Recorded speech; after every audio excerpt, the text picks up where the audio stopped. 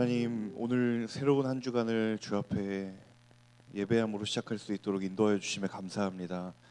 특별히 이번 한 주간 우리를 위한 주님의 그 고난 당하시는 그 사랑을 기억하고 그 사랑을 묵상하며 우리도 그 십자가를 지고 주의 길을 따라가기로 결단하는 거룩한 이 하루, 그리고 이 한 주가 될 수 있도록 인도하여 주시옵소서. 오늘도 우리의 심령 가운데 말씀하시는 주님, 우리가 그 말씀을 우리의 삶 가운데도 열매 맺는 이 시간이 될 수 있도록, 거룩으로 결단하는 이 시간이 되도록 인도하여 주시옵소서. 예수 그리스도의 이름으로 감사하며 기도합니다. 아멘. 고난주간의 첫날입니다. 오늘 하나님께서 우리에게 주시는 말씀은 마가복음 11장 15절로 25절의 말씀입니다. 마가복음 11장 15절에서 25절의 말씀을 함께 한 목소리로 읽도록 하겠습니다. 예루살렘에 도착하시자마자 예수께서 성전으로 들어가 거기서 장사하던 사람들을 내쫓기 시작하셨습니다. 예수께서는 돈 바꿔주는 사람들의 상과 비둘기를 파는 사람들의 의자를 둘러 엎으셨습니다. 그리고 어느 누구라도 장사할 물건들을 들고 성전 안으로 지나다니지 못하게 하셨습니다. 그리고 예수께서 사람들을 가르치시며 말씀하셨습니다. 내 집은 모든 민족들이 기도하는 집이라 불릴 것이다 라고 성경에 기록되어 있지 않았느냐. 그런데 너희는 이곳을 강도의 서굴로 만들고 말았다. 이 말을 듣고 난 대제사장들과 율법학자들은 예수를 죽일 방도를 궁리하기 시작했습니다. 그들은 모든 사람들이 예수의 가르침에 놀라는 것을 보고 예수를 두려워했던 것입니다. 저녁 때가 되자 예수와 제자들은 성 밖으로 나갔습니다. 이튿날 아침 예수와 제자들이 지나가다 뿌리째 말라버린 무화과 나무를 보았습니다. 베드로는 생각이 나서 예수께 말했습니다. 선생님, 보십시오. 저주하셨던 무화과 나무가 말라버렸습니다. 예수께서 대답하셨습니다. 하나님을 믿어라. 내가 너희에게 진실로 말한다.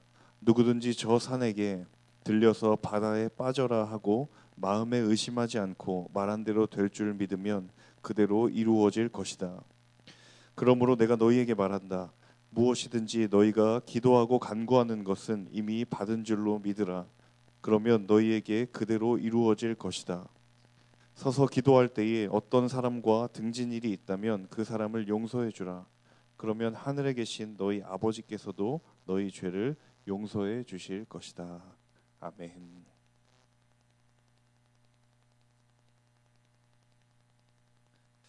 영국의 역사가였던 E.H. 카라는 학자가 역사를 다음과 같이 정의했습니다. 역사란 무엇인가라는 그 책에서 그는 역사를 가리켜서 현재와 과거의 끊임없는 대화이다 라고 정의를 하였습니다.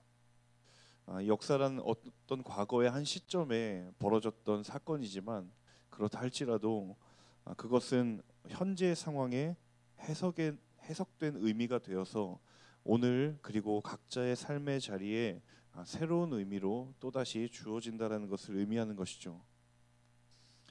성경 또한 마찬가지입니다. 성경에 기록된 대부분의 사건들은 적어도 2000년이 훌쩍 지난 그 과거의 일임에도 불구하고 오늘 우리가 그 말씀을 그때 그 사건을 통해, 그리고 그때 그 사건의 한가운데 있었던 그 사람들을 통해 오늘 우리에게 조명하시는 하나님의 마음, 그리고 하나님의 말씀 앞에 마주하게 됩니다. 그래서 성경은 그 하나님의 말씀이 살아있고 운동력이 있다라고 이야기를 하고, 그리고 그때 하나님의 말씀은 그때 그들에게 주셨던 그 말씀에 국한된 것이 아니라 오늘 말씀을 대하는 우리에게도 여전히 동일한 하나님의 말씀이라는 사실이죠. 특별히 우리는 오늘부터 한 주간 고난 주간을 지내게 되는데 매년 이맘때쯤이면 관례적으로 의례 지나가는 고난 주간이 아니라 정말 이번만큼은 고난 주간의 참된 의미가 내 삶 가운데, 우리 모두의 삶 가운데 선명해지기를 원한다면 우리는 두 가지 영적인 마음가짐이 필요할 줄로 믿습니다. 첫 번째는 대가 지불이 분명히 있었다라는 사실입니다. 주님께서 십자가를 지심으로 인해 우리 모두가 져야 할 그 대가 지불을 우리가 더 이상 지지 않을 수 있게 되었다라는 사실을 우리는 잘 알고 있습니다. 그리고 그것이 십자가의 은혜이고 십자가의 능력임을 우리는 잘 알고 있습니다. 그런데 우리는 기억해야 할 한 가지 사실, 예수님께서 죄에 대한 대가를 치르셨던 것이지 그 대가가 존재하지 않았던 것은 아니었다는 사실입니다.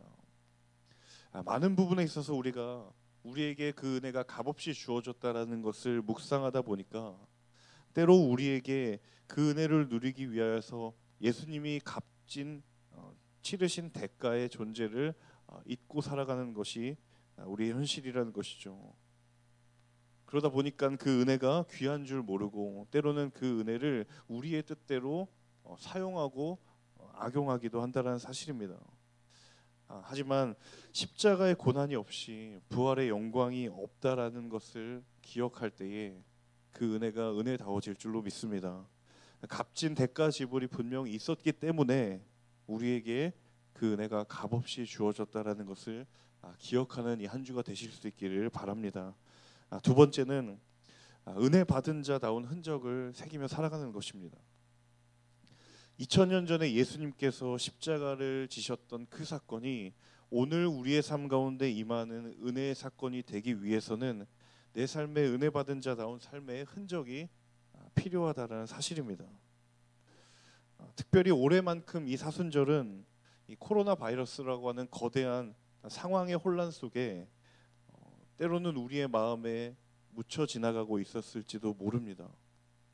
이 보이지 않는 전염병의 위협으로부터 나의 육체적인 건강을 지키는 것이 먼저였지, 사순절과 고난주간을 기억하며 나의 영적인 건강을 돌보는 것을 우리는 도외시하고 있었던 것은 아닌지, 어느새 눈을 돌려보니 내 눈앞에 고난주간이 다가왔다라는 사실이 이제서야 우리의 영적인 민감함을 일깨워주고 있는 것은 아닌지, 바라기는 이번 한 주만큼은 이 하나님 앞에서 우리의 영적인 옷깃을 여미고 그리고 주 앞에 겸비하는 값진 한 주간이 되실 수 있기를 주님의 이름으로 축복합니다. 우리 모두의 하루 가운데 긴 시간이 아니라 할지라도 하나님을 위해 구별된 시간이 있어야 하고, 우리의 삶의 공간 가운데 아주 작지만 하나님을 위해 구별된 공간이 필요합니다. 그 시간과 그리고 그 공간 속에 은혜 받은 자다운 흔적들이 분명히 새겨질 줄로 믿습니다. 오늘 본문 마가복음 11장은 예수님께서 나귀를 타고 예루살렘에 입성하신 이후에 가장 먼저 이루어졌던 사건입니다. 예루살렘 성전 안에 있는 물건을 사고 파는, 매매하는 자들을 내쫓으신 사건이죠. 흔히 우리에게는 이 사건이 성전 정화의 사건이다라고 알려져 있습니다. 오늘 본문 15절의 말씀을 함께 같이 한번 읽어보도록 하겠습니다. 15절의 말씀입니다. 예루살렘에 도착하시자마자 예수께서 성전으로 들어가 거기서 장사하던 사람들을 내쫓기 시작하셨습니다. 예수께서는 돈 바꿔 주는 사람들의 상과 비둘기를 파는 사람들의 의자를 둘러 엎으셨습니다. 이 예수님 시대에 유대인들이 제사가 이루어지기 위해서는 반드시 선결되어야 할 두 가지 조건이 있었습니다. 그 중에 첫 번째는 제사가 이루어지는 공간이 필요했던 것이죠. 이 제사가 이루어져야 하는 공간, 즉 다시 말해서 예루살렘 성전이 있어야 했고, 그리고 예배자들은 예루살렘의 성전에 와야 했습니다. 그래서 예루살렘의 엄청난 떨어진 거리에 거주하는 사람들도 제사를 드리기 위해서 정해진 날에 반드시 예루살렘에 와야만 했습니다. 두 번째 요소는 바로 제사를 위한 제물이 필요했습니다. 그런데 당시의 유대 지역은 로마의 지배를 받는 곳이었기 때문에, 그리고 예루살렘은 거룩히 구별되어야 한다는 그 전제 아래 로마 제국의 화폐가 유대 사회에 통용되었음에도 불구하고 성전 안에서만큼은 별도의 통용되는 화폐를 사용했습니다. 우리는 그것을 세겔이라고 합니다. 그래서 성전에 들어가려면 성전세를 내야 했는데 그 성전세는 성전에 통용되어야만 하는 세겔이라는 화폐로 환전을 해서 지불을 해야 했던 것이죠. 그러다 보니까 자연스럽게 이 예루살렘 성전 안에 그 성전세를 내기 위해서 로마의 화폐를 세겔로 바꾸어 주는 환전소가 있었습니다. 그런데 문제는 이 환전의 과정에서 그 환전하는 사람들이 그 환전에 이자를 붙이면서 그로 인한 이윤을 챙기고 있었던 것이죠. 또 한 가지의 문제는 이 예루살렘 성전으로부터 먼 곳에 떨어진 먼 지방에 거주하는 사람들의 문제였습니다. 제사를 드리기 위해 필요한 제물을 먼 지역에서 가지고 와야 하는데 그 거리가 이동할 수 없는, 그것이 불가능한 상황의 경우에는 그 제물을 드릴 짐승을 예루살렘 성전에 와서 사는 일이 종종 일어났습니다. 그래서 짐승을 직접 끌고 오지 않아도 그 짐승을 구매할 수 있는 돈만 있으면 성전 안에서 환전소를 통해 성전화폐로 환전을 하고 그 돈으로 짐승을 살 수 있도록 만들었습니다. 근데 문제는 율법에 따르면 그 드려야 될 짐승이 반드시 흠이 없는 짐승이어야 했습니다. 그런데 많은 경우에 있어서 그 흠이 없는 짐승을 가져왔음에도 불구하고 성전에 제사를 드리러 그 짐승을 들고 가니 그 성전을 지키고 있었던 성전의 관리들이, 그리고 성전의 귀족들이 그 짐승의 반입을 허용하지 않았던 것입니다. 의도적으로 자신이 가져온 짐승이 아니라 그 성전 안에서 팔고 있는 짐승을 사도록 유도했던 것이고, 그리고 그 성전에 짐승을 팔고 있는 장사꾼들은 그 제사드릴 짐승을 사게 만들고 그것에 대한 이윤을 아주 폭리적으로 취하고 있었던 것이죠. 자, 제사를 드려야 하는 그 성전 안에, 그리고 제사를 드리는 그 제사 안에 인간의 물질을 향한 탐욕이 그것들과 결탁하는 순간 그것은 더 이상 성전이 아니고 더 이상 제사가 아니었다는 사실입니다. 오늘 예수님께서 성전의 모든 장사치들을 분노하시고 그 상을 들어 엎으신 이유가, 그 분노하신 이유가 바로 여기 있었던 것이죠. 여러분, 우리의 삶에 우리 영적인 눈을 뜨고 경계해야 하는 것이 무엇인가? 바로 하나님의 이름으로 일컫지만 실상은 하나님과 무관한 나의 욕심을 채우려는 우리의 내면의 유혹과 도전들입니다. 이것은 하나님의 이름을 모르는 자들이 나의 욕심을 채우고자 하는 그런 유혹을 말하는 것이 아니라, 겉으로는 하나님을 위한다라고 이야기하지만, 겉으로는 하나님의 영광을 위한 것이라고 이야기하지만 실상은 그 안에 나의 욕심과 그리고 나의 욕망으로 가득 채워진 그 모습을 가리켜 주님은 우리에게 그 말씀을 통해 말씀하고 계신 것이죠. 여러분, 이것이 하나님을 위한 것이라고 말을 할 수 있으려면 거기에 반드시 따라야 할 것이 있습니다. 그것은 무엇인가? 바로 우리가 너무도 잘 알고 있는 주님이 우리를 위하여 지셨던 그 십자가의 모습, 자기를 부인하는 모습, 자기를 비우는 그 모습이 바로 하나님을 위한 것에 따라야 할 모습이라는 사실입니다. 이것이 하나님을 위한 것이라고 말할 수 있는 가장 유일한, 그리고 가장 분명한 영적인 기준이 된다는 사실이죠. 오늘 우리의 삶에 저와 여러분이 추구하고 있는 것, 저와 여러분이 인생에 힘을 들여 얻기를 원하고 있는 그 모든 것들을 하나하나 점검해 볼 수 있기를 바랍니다. 이것이 얼마나 하나님을 위한 것인가? 내가 추구하고 내가 도전하고 있는 것, 내가 얻기를 원하는 그 모든 것들이 얼마나 하나님을 위하고 있는 것인가? 다르게 표현하자면 그것이 얼마나 자기를 부인하고 자기를 비우는 모습으로 투영되어 있는가라는 것입니다. 이번 한 주간, 이 고난 주간의 시작에 저와 여러분의 삶 가운데 이 하나님의 시선과 우리의 시선 사이에 영적인 일치를 경험하는 복된 은혜가, 그리고 치열한 은혜의 몸부림이 있기를 주님의 이름으로 축복합니다. 우리 이어서 20절, 21절, 22절의 말씀을 함께 읽도록 하겠습니다. 이튿날 아침 예수와 제자들이 지나가다 뿌리째 말라버린 무화과 나무를 보았습니다. 베드로는 생각이 나서 예수께 말했습니다. 선생님, 보십시오. 저주하셨던 무화과 나무가 말라버렸습니다. 예수께서 대답하셨습니다. 하나님을 믿어라. 오늘 본문 바로 앞에 위치한 이 12절의 이하를 보시면 이 사건에 앞서서 예수님께서 무화과를 저주하시는 그런 장면이 나옵니다. 그런데 12절을 보시면 그 저주받은 무화과 나무를 가리켜서 성경은 잎사귀 외에는 아무것도 없는 무화과 나무였다라고 이야기합니다. 이 무화과 나무의 특성을 보면 일반적으로 잎사귀가 무성하게 되면 자연스럽게 열매를 맺을 시기가 되고 사람들은 잎사귀가 무성한 것을 바라보며 이 나무가 열매를 맺을 때가 되었구나라고 판단을 합니다. 그런데 이 12절에 나와 있는, 그리고 오늘 본문에 나와 있는 이 무화과 나무는 잎사귀가 무성함에도 불구하고 열매가 없는 쓸모없는 무화과 나무였던 것이죠. 분명히 예수님은 의도를 가지고 상징적으로 이야기를 하셨습니다.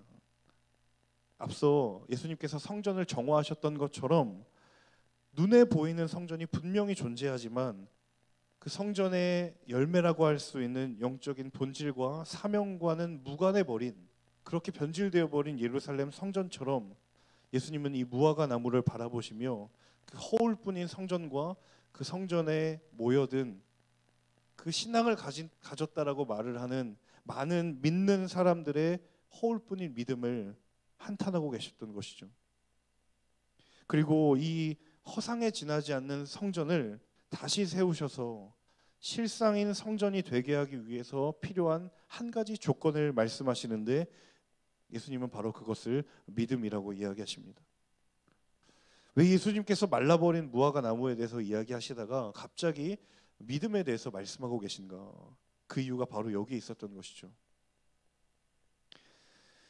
사도 바울은 성전을 가리켜서 바로 우리가 하나님의 성전이라고 이야기합니다.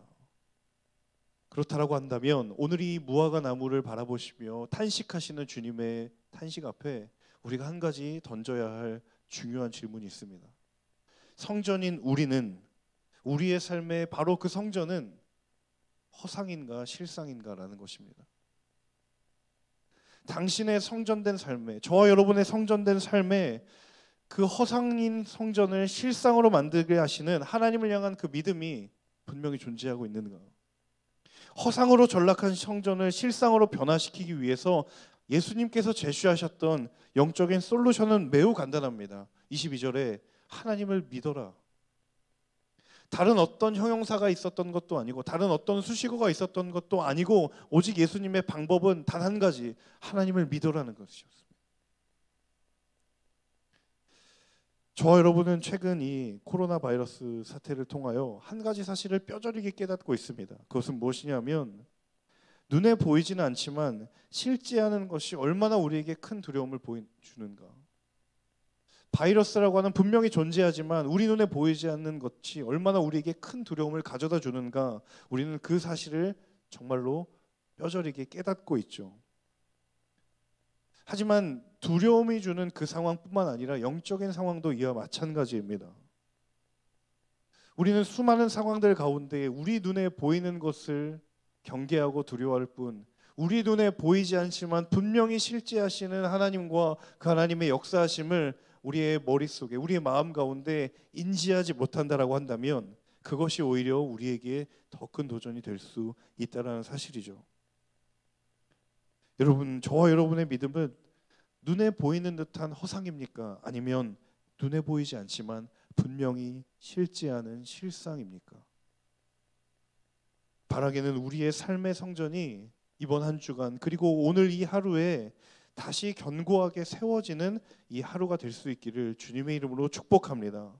오늘 이 22절에 하나님을 믿으라고 말씀하시는 주님의 단호한 음성 앞에 어쩌면 너무도 대단히 당연한 이 한마디 앞에 우리의 믿음이 그리고 우리의 삶의 신앙의 걸음이 다시 한번 새롭게 되고 견고하게 되는 영적인 각성이 있기를 주님의 이름으로 축복합니다. 바로 그 믿음이 우리를 새롭게 하고 그 믿음이 우리를 온전케 할 줄로 믿습니다. 오늘이 시작되는 고난주간 가운데 성전과 제사마저도 사람의 욕망과 사람의 욕심과 결탁하는 순간 그것이 너무도 하찮게 변질되어 가는 이 안타까운 상황이 그때의 그 모습이 아니라 오늘 나의 모습이 될 수 있음을 우리가 믿음의 눈을 뜨고 경계하며 주님, 우리 가운데 하나님이 인정하시고 하나님이 기억하시는 그 진짜 믿음 우리에게 허락하여 주시옵소서. 주님께서 말씀하신 것처럼 하나님을 믿으라라고 하는 이 단호한 명령 앞에 우리가 다시 한번 우리의 잠든 영혼이 깨어 주 앞에 반응하는 이 하루가 될 수 있도록 함께 기도하고 우리의 믿음을 겸비하며 나아가는 복된 하루가 되실 수 있기를 주님의 이름으로 축복합니다. 함께 기도하며 나아가겠습니다. 하나님, 이 시간 주의 말씀 붙들고 기도하며 나아갑니다. 하나님을 만나기 위한 자리였고 하나님을 만나기 위한 수단이었던 성전과 제사가 우리의 욕심과 우리의 욕망이 마주하게 되는 순간 더 이상 그것은 성전이 아니었고 더 이상 그것은 제사가 아니었습니다. 오 주님, 우리의 믿음이 이렇게 변질될까 두려워하며 다시 한번 하나님이 찾으시는 그 믿음을 붙들고 그 믿음의 자리로 나아가기로 결단하는 오늘 우리의 삶이 될 수 있도록 인도하여 주시옵소서. 허상으로 전락한 성전을 실상으로 변화시키기 위한 단 한 가지 예수님의 도전, 하나님을 믿으라라고 하는 그 말씀 앞에 잠든 우리의 영혼이 깨어나는 이 하루가 될 수 있도록 인도하여 주옵소서. 함께 주신 말씀 붙들고 기도하며 나아가겠습니다. 사랑하는 주님, 우리의 삶 가운데 다시 한번 잠든 우리의 믿음의 영혼들을 깨워 주 앞에 나아가는 이 시간 될 수 있도록 인도하여 주시옵소서. 하나님, 하나님을 만나는 자리인 성전과 하나님을 만나는 수단인 제사가 인간의 욕심과 인간의 욕망과 마주하게 되며 그것과 결탁하게 되며 너무도 어두운 변질된 모습으로 전락하고 말았던 그 아버지 하나님, 어두운 그들의 모습을 바라보시며 탄식하며 그 상을 엎으시며 성전을 정화하시는 주님의 마음 우리가 알기를 원합니다. 하나님, 우리 안에도 실상이어야 할 성전과 우리의 마음과 우리의 믿음이 어느덧 허상으로 전락하고 있었던 것은 아닌지 하나님, 우리의 믿음을 다시 한번 돌아봅니다. 십자가 앞에 우리의 믿음을 다시 한번 돌아보며 주 앞에 나아가기를 원하오니 오 하나님, 우리의 믿음을 새롭게 하여 주시옵소서. 하나님, 잎사귀가 무성한 무화과 나무를 바라보며 수많은 사람들이 이제 열매가 맺게 될 때가 되었구나라고 생각하였지만 결국 그것에 열매가 없었던 그 허울뿐인 무화과 나무가 우리의 모습은 아닌지, 오늘 우리의 삶의 모습들은 아닌지 다시 한번 우리의 믿음을 바라보며 하나님, 다시 한번 우리가 주 앞에 거룩한 성전임을 기억하며 나아가는 이 하루가 될 수 있도록 주님 인도하여 주시옵소서. 하나님, 고난주간을 보내며 주 앞에 나아갈 때에 십자가의 능력과 그 십자가의 자기 비움과 십자가의 겸손이 다시 한번 우리를 살게 하시는 하나님의 능력이 될 수 있도록 주님 인도하여 주시옵소서. 하나님을 믿으라라고 말씀하시는 그 주님의 거룩한 명령 앞에 우리가 다시 한번 믿음으로 깨어나가는 귀한 이 하루가 될 수 있도록 주님 인도하여 주시옵소서. 하나님, 다시 한번 우리가 주의 말씀을 붙들며 영적으로 깨어나기를 소망합니다.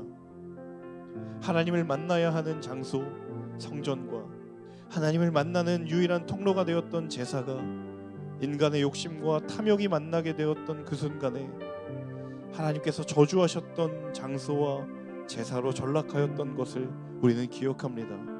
주님, 우리의 성전된 삶의 자리들이 그렇게 변질되어 있지는 않을지 다시 한번 우리가 주의 말씀 앞에 깨어나가는 이 하루가 될 수 있도록 인도하여 주시옵소서. 주님, 고난주간의 시작 앞에 어느덧 허상으로 전락한 우리의 마음의 성전을 하나님을 믿으라라고 하는 주님의 거룩한 명령을 우리가 다시 한번 마음에 품고 실제하고 실상인 성전으로 다시 세워나가는 그 영적인 기초를 견고히 세워나가는 이 하루가 될 수 있도록, 그리고 이번 한 주가 될 수 있도록 주님 인도하여 주시옵소서. 주님의 고난이 전혀 우리의 삶과 무관하지 아니하도록 주님, 우리가 깨어 주 앞에 나아가기를 소망합니다. 우리의 믿음의 발걸음을 지키시고 인도하여 주시옵소서. 그렇게 행하실 주님의 이름을 찬양하고 감사를 드리며 살아계신 주 예수 그리스도의 이름으로 감사하며 기도합니다. 아멘. 각자 말씀을 붙들고 각자의 자리에서 계속해서 기도하며 나아가겠습니다.